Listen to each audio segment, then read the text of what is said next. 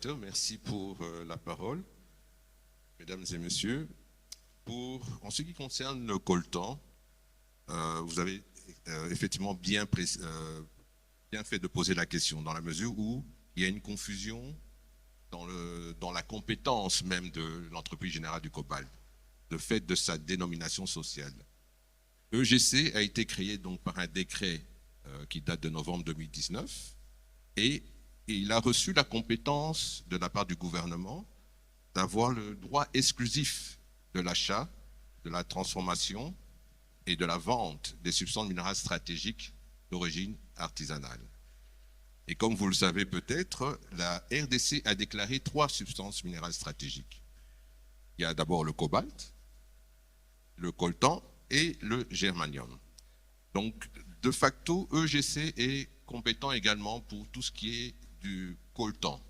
D'autant plus qu'à l'heure actuelle, à notre connaissance, il n'existe pas d'exploitation industrielle de coltan.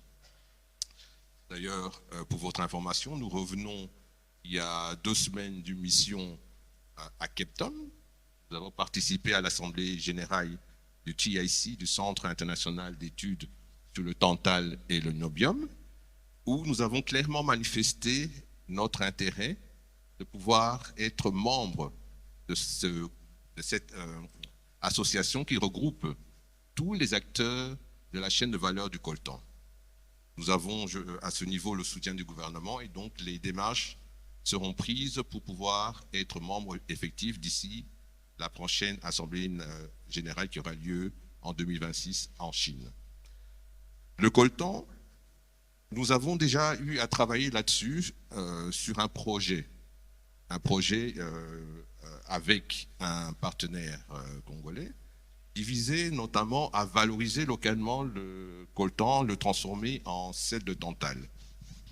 Dans cette chaîne de valeur qui est beaucoup plus restreinte que le cobalt, il y a très peu d'acteurs qui sont capables de le faire et la technologie est notamment maîtrisée par les Japonais. Nous avons eu à 2 reprises à faire des missions à Tokyo pour justement manifester non seulement notre intérêt à collaborer avec les Japonais, mais aussi les rassurer, parce que peut-être comme vous le savez, le Japon a été échaudé à un moment donné lorsque nous avions, à une certaine époque, retiré leurs droits miniers, leurs permis miniers. Donc un travail se fait effectivement dans le coltan, mais malheureusement, on va dire, la présence des groupes armés et des rebelles est venue en quelque sorte limiter les actions que nous pouvons faire, d'autant plus que le ministère des Mines, qui régule l'activité minière, a déclaré certaines zones où se retrouve de coltan à l'état brut de manière en quantité assez suffisante. Le ministère des Mines a donc déclaré ces zones rouges.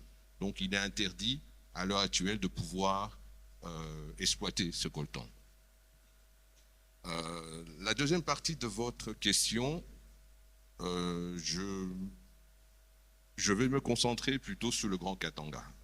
Je n'ai pas de connaissances à l'heure actuelle en ce qui concerne le diamant, mais pour le Grand Katanga, il faut peut-être remonter à l'histoire de la Gécamine.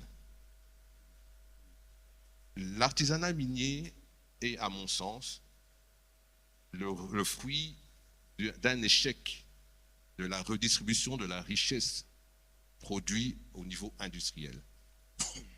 Je peux en parler peut-être à titre personnel, étant un fils d'un gécaminard. Nous constatons effectivement que malgré l'augmentation de la production, on ne perçoit pas, en tout cas la population également, ne perçoit pas cette richesse comme dans les années 80-90, donc à l'époque de la grande Gécamine.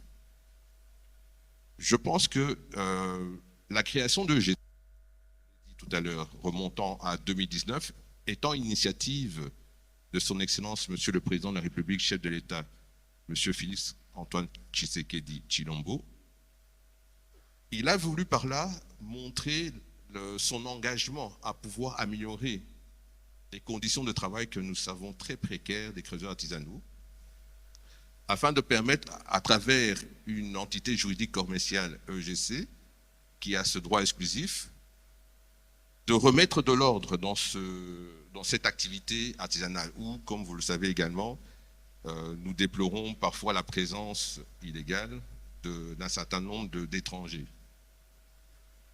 Ce travail se fait avec beaucoup de difficultés, dans la mesure où il faut des moyens pour acheter des minerais, et il faut aussi avoir des sites miniers. Nous ne pouvons pas acheter, pour des raisons légales et éthiques, acheter du minerai sans avoir l'accord des titulaires des permis d'exploitation. Heureusement, avec notre actionnaire majoritaire qui est la GECAMI, nous avons déjà eu des concessions qui ont été concédées grâce à un contrat d'amodiation.